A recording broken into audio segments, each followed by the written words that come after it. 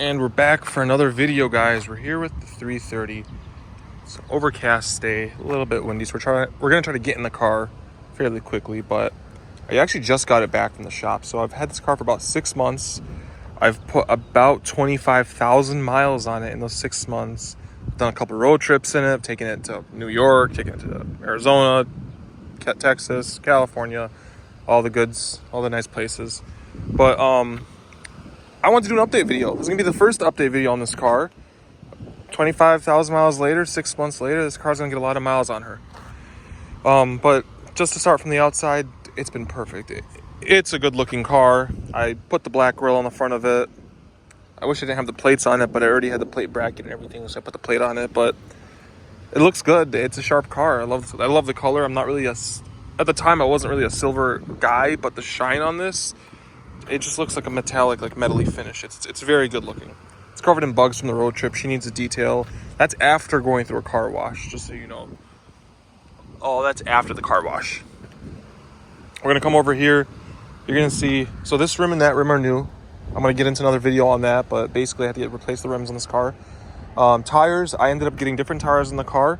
They are non-run flat tires. I had run flats on the car. These are non-run flat tires. So if I do get a flat tire, literally right now, I'm stuck.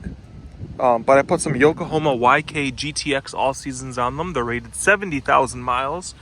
I'm trying to wear 740. And they are 235, 45, 18. The car originally came with 225, 45. So these are 10 millimeters wider. The only real way I noticed the width is if you could see the rear wheel sticks out a little bit right there. I think it's fine. I think it looks good. Body's perfect condition. She's a good looking car. I love the 3D effect on the tail lights. A lot of people come. What the fuck? Is that a dead moth? Ugh. Anyway, a lot of oh god, it's disgusting actually. That's a dead moth. A lot of people compliment the taillights. They say the taillights look really good on this car. Trunk. Got some rims in here. Again, we're gonna go talk about that in another video. But the trunk's big. I actually fit a 65-inch TV. We'll get into that, but trunk's big. It looks good from the back. I'm not gonna be the people that hide my license plate with my thumb. Dual exhaust in the car. Looks good. Again, you can see the stance from here. Those 10 millimeter wider tires. It sticks out a little bit more. It's fine. So the only damage I got in the car that I've sustained is somebody bumped the car right here. Door dinged it. You can never have anything nice. So somebody door dinged the car right there. So I'll get it fixed at some point. To the back of the car, I also got it tinted by my buddy's shop. He did a phenomenal job in the car tinting it.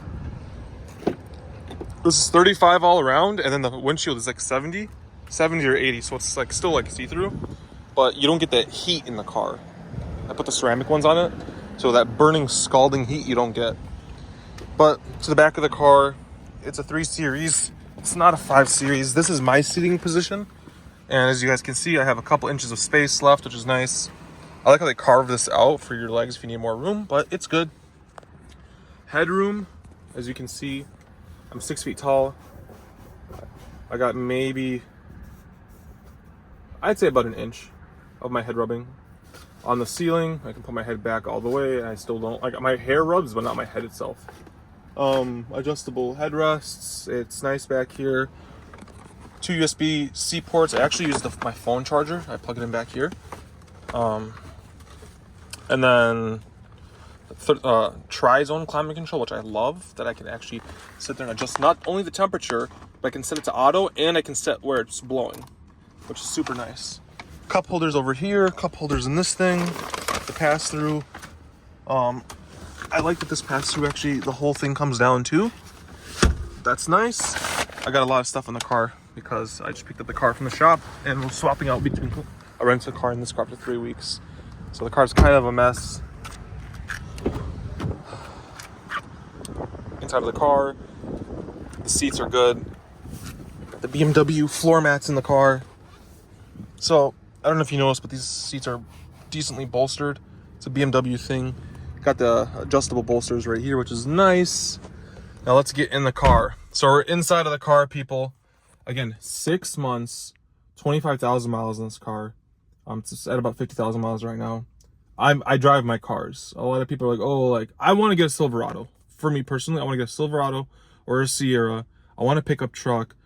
But like, I drive my Jeep and I get like 14 miles a gallon in that. I can't imagine daily driving that. But to me, cars are a tool. So we're here. This car is a tool. Here's door panel. Again, it's not much of a review as much of a how is it held up and what have I learned about this car.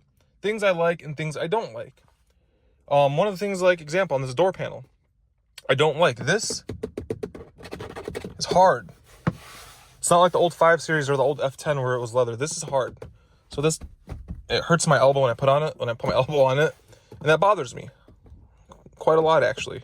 But like, that's hard. Even this is a little bit softer. It's not as soft as like the Altima or even the old F10 that I had, the 535, but it's a little bit more plush. It has a little bit more give. This is just hard.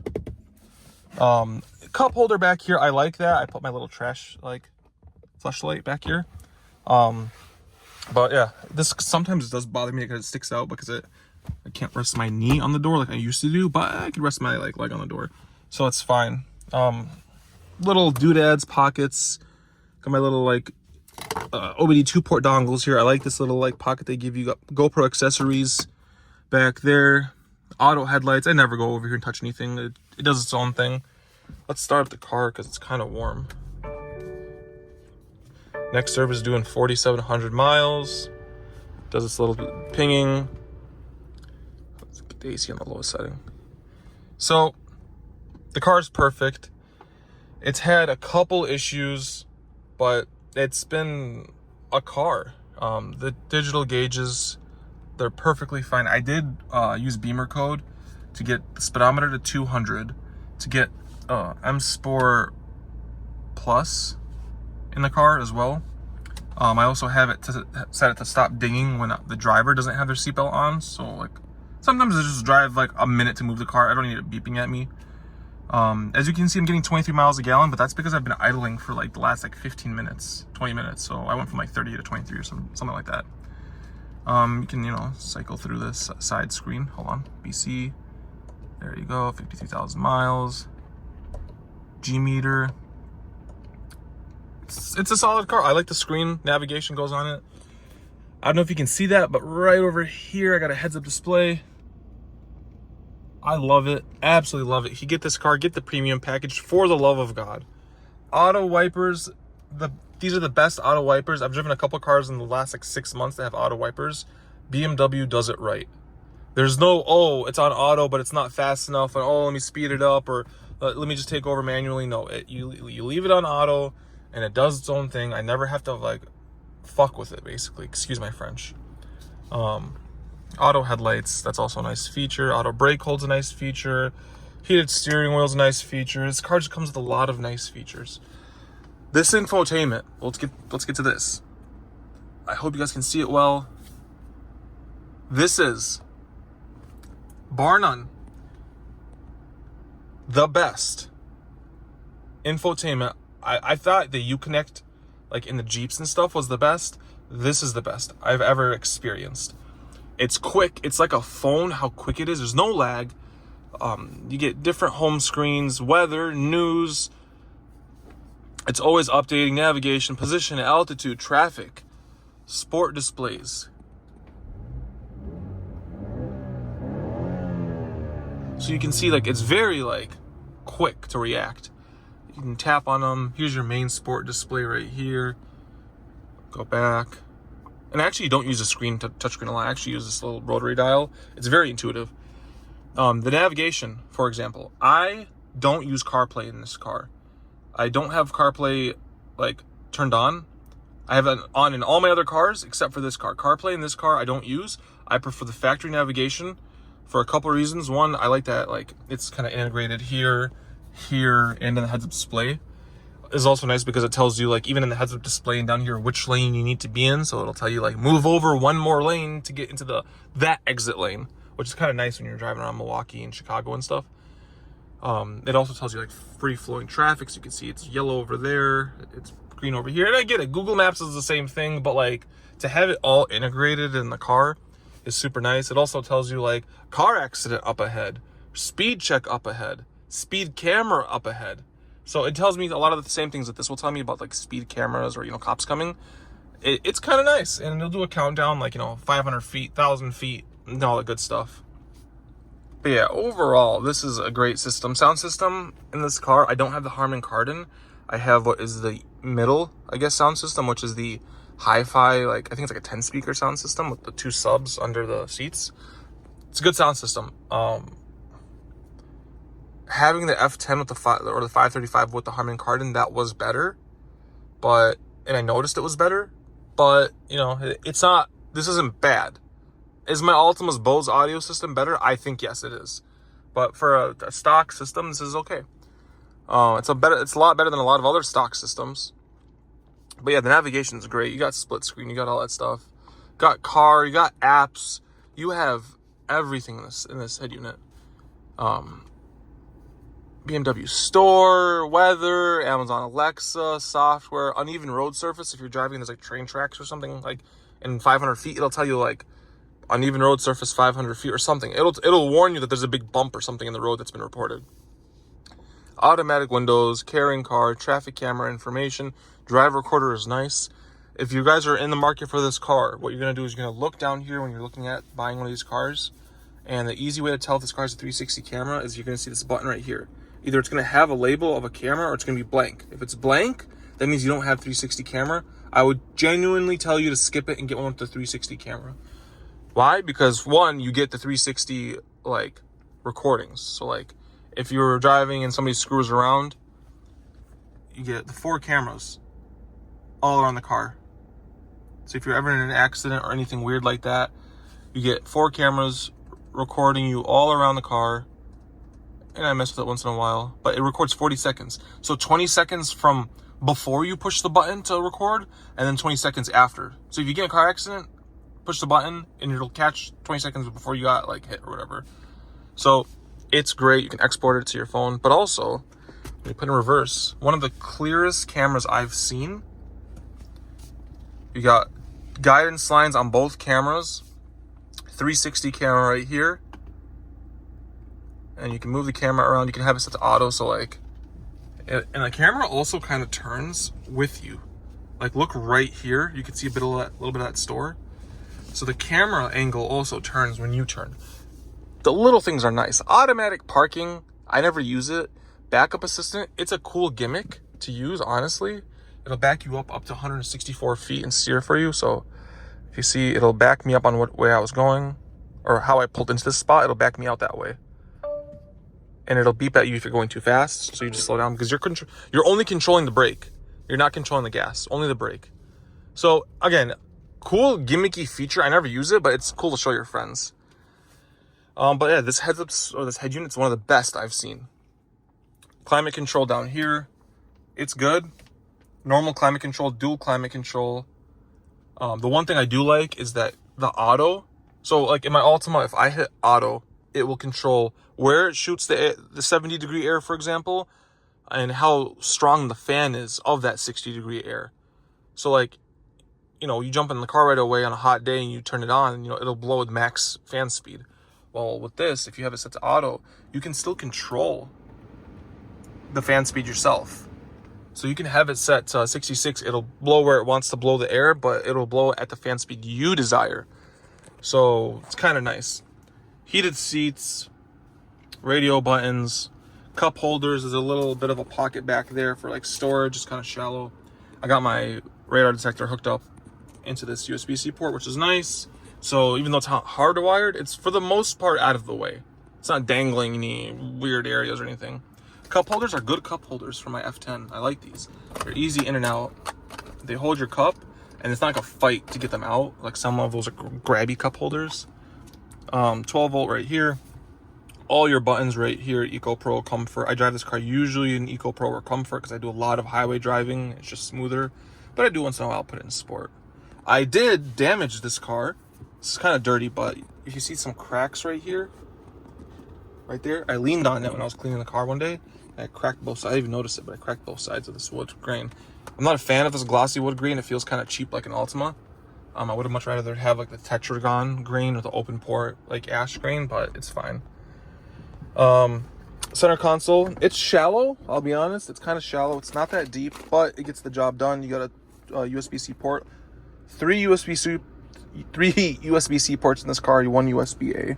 So, but like another thing, you can like open it and it holds itself in place. I like that. I like that a lot, actually. There's no like using your elbow to hold it in place. It does its own thing. But it's a good distance from your arm too. Again, at 6 feet tall, it's nice.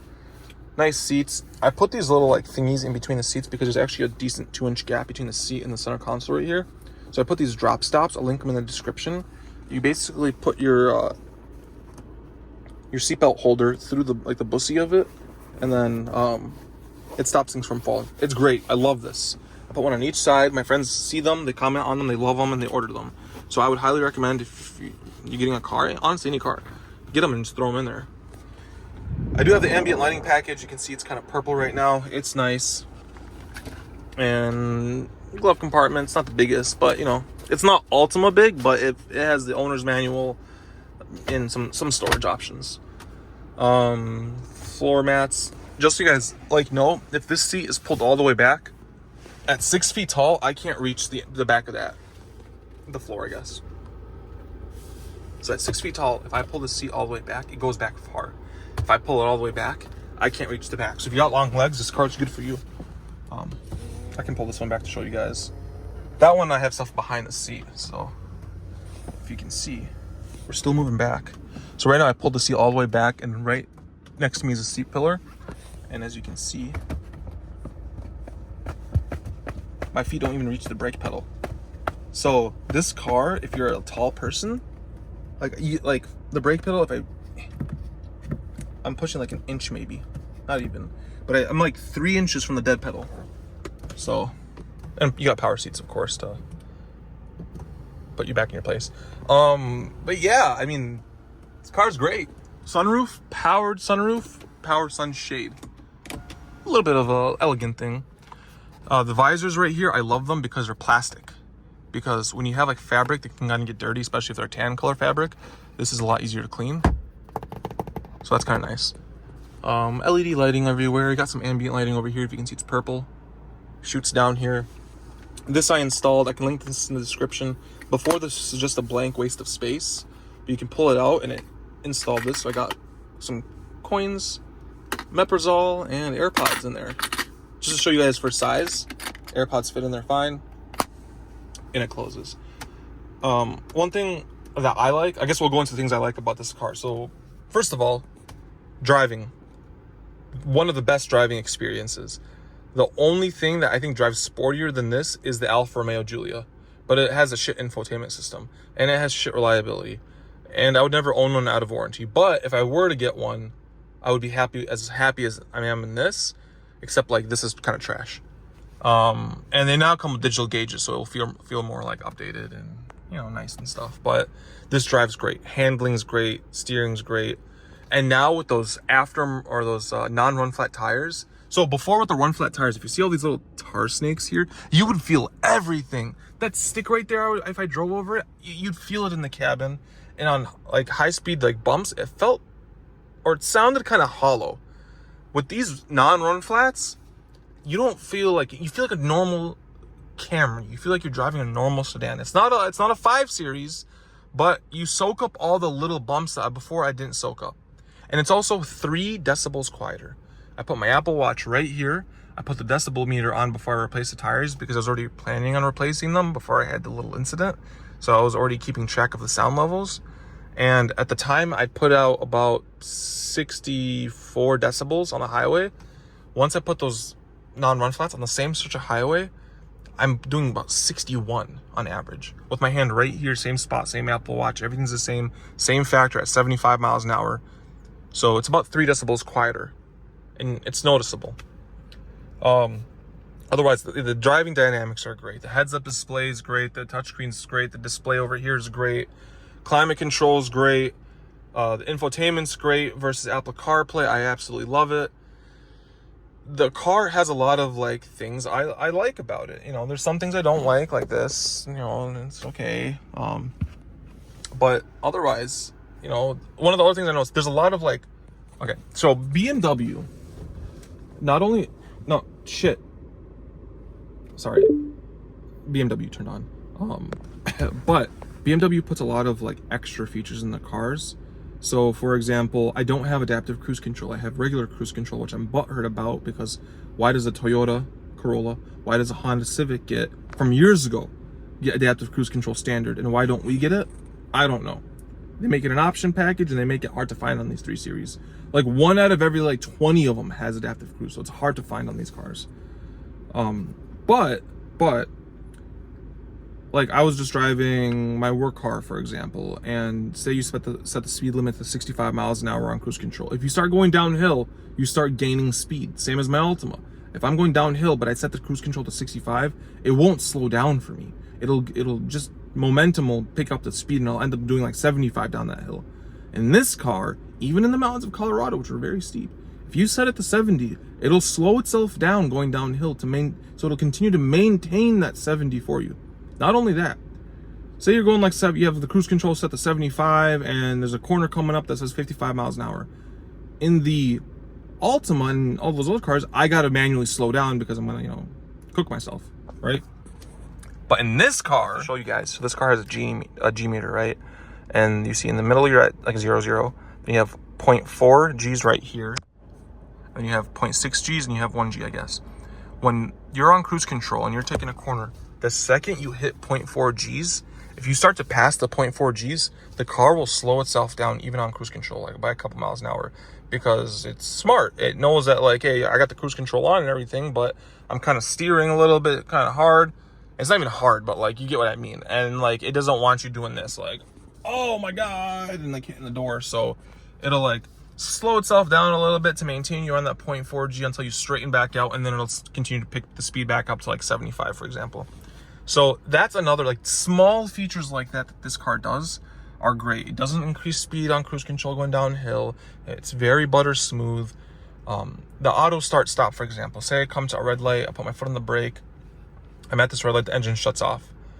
In my old F10, when the engine shut off, to get the engine to kick back on, you got to turn the wheel a little bit or give the car, you know, give it gas. The engine turns on, and then the car will start going.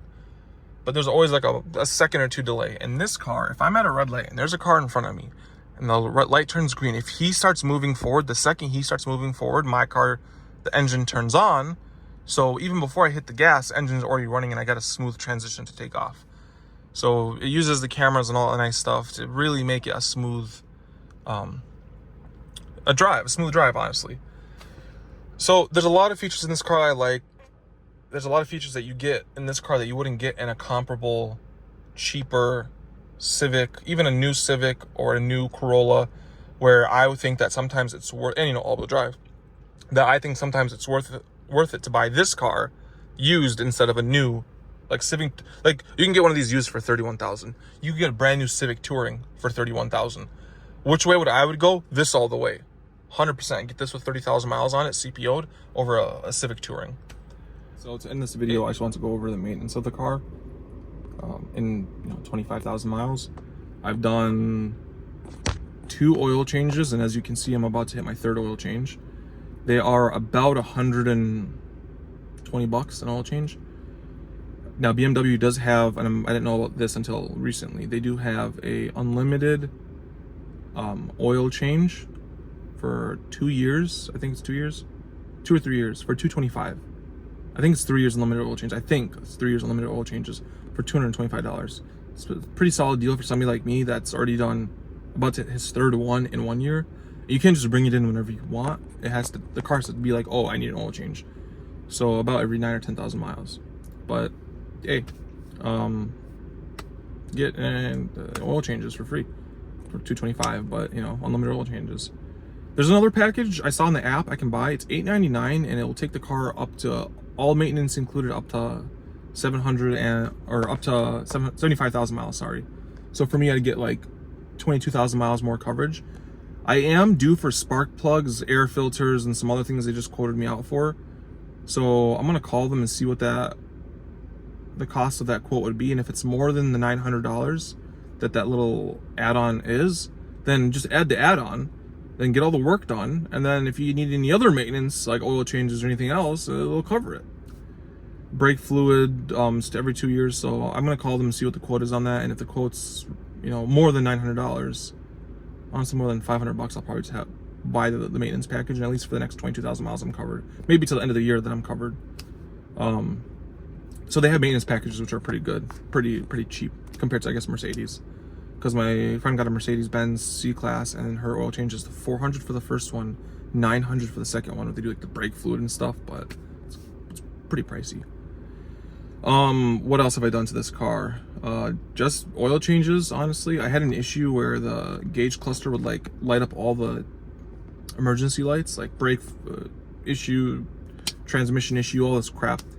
First 2 times I took it to the dealership, they couldn't mimic the issue, but they kept it each time for like a week and a half and couldn't figure it out. And there's no codes. Finally, I was driving the highway, like a block away from the dealership, and I did it, and I took a photo of it. And the photo showed the time, the mileage, and like what the errors were. I gave it to them, ended up replacing some module in the car, and it's been perfectly fine since. Car's been great. They're always very nice. They give you a rental car, 5 Series. That's how I got the 5 Series or the 430i. They're very nice, just in and out in a loaner. There's no fighting with them over a loaner or, oh, it's gonna take us a month to get you in.